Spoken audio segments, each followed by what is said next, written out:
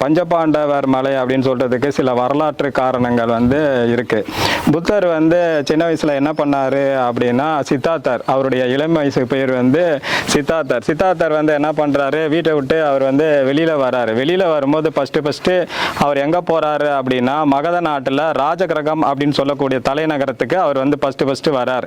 வரும்போது என்ன பண்றாருன்னா, எல்லாத்தையும் திறந்து வந்துட்டார். அதனால அவர் சாப்பாடுக்காக பிச்சை எடுக்கிறாரு. எங்க எடுக்கிறாரு அப்படின்னா, அங்க ஒரு மலை இருக்குது, ராஜகிரகம் சொல்லக்கூடிய அந்த தலைநகரத்துல 5 விதமான மலைகள் இருக்கு. அதுல ஒரு மலை பேர் பண்டவ மலை. அவர் என்ன பண்றாரு, பிச்சை எடுத்த அந்த ராஜகிரகம் அந்த தலைநகரத்துல எடுத்த அந்த பிச்சையை அவர் எங்க போய் உட்காந்து சாப்பிட்றாரு அப்படின்னா, பண்டவ மலை அப்படின்னு சொல்லக்கூடிய அந்த மலையில உட்காந்து சாப்பிட்றாரு. இதை என்ன பண்றாங்க அப்படின்னா, மகத நாட்டில் இருக்கக்கூடிய ராஜகிரக தலைநகரத்தில் இருக்கக்கூடிய ஒற்றர்கள்லாம் இதை கண்டுபிடிக்கிறாங்க. கண்டுபிடிச்சு அந்த நாட்டு அரசர் யாரு அப்படின்னா பிம்பிசாரர். பிம்பிசாரரை போய் அவங்க பார்த்து இது மாதிரி சொல்றாங்க, ஒரு சக்கரவர்த்தி பிச்சை எடுத்து நம்ம நாட்டில் சாப்பிட்டுட்டு இருக்காரு அப்படின்னு.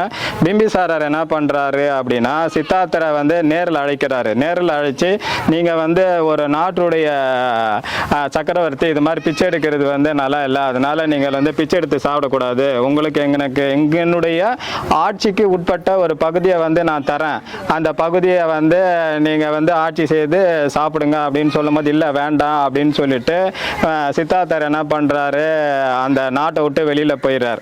ஸோ ஃபர்ஸ்ட் சித்தார்த்தர் எங்க தங்கியிருக்காரு அப்படின்னா, பண்டவ மலைன்ற அந்த மலையில தான் அவர் ஃபர்ஸ்ட் தங்குறாரு. இதுக்கப்புறம் என்ன ஆகுது, சித்தார்த்தர் தவங்கள் தியானங்கள் எல்லாம் பண்ணி 12 வருஷம் முடிஞ்சு ஞான நிலை அடைஞ்சு புத்தர் ஆயிடுறாரு. புத்தர் ஆன பிறகு என்ன பண்றாங்க, அவருக்கு நிறைய சீடர்கள் உருவாகிறாங்க. அவங்க புத்த பிக்குகள் அப்படின்னு சொல்றாங்க. ஸோ இந்த புத்த பிக்குகள் என்ன பண்றாங்க, தங்களுக்கு இருக்கக்கூடிய வாழக்கூடிய சில மலைகளில் தேர்ந்தெடுக்கிறாங்க. அந்த மலை குகைகள் அங்கே இருக்கு.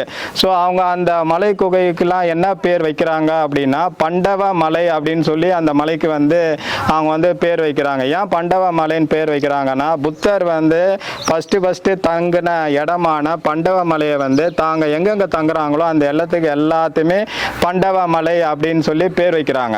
புத்த மதம் படிப்படியாக வீழ்ச்சி அடைஞ்சோன்னா சமண மதம் வருது.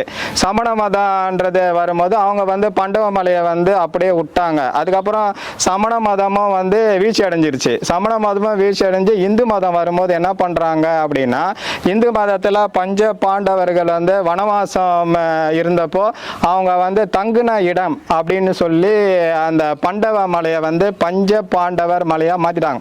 ஸோ பண்டவ மலைன்றது தான் இப்ப பஞ்ச பாண்டவர் மலையா மாறிடுச்சு.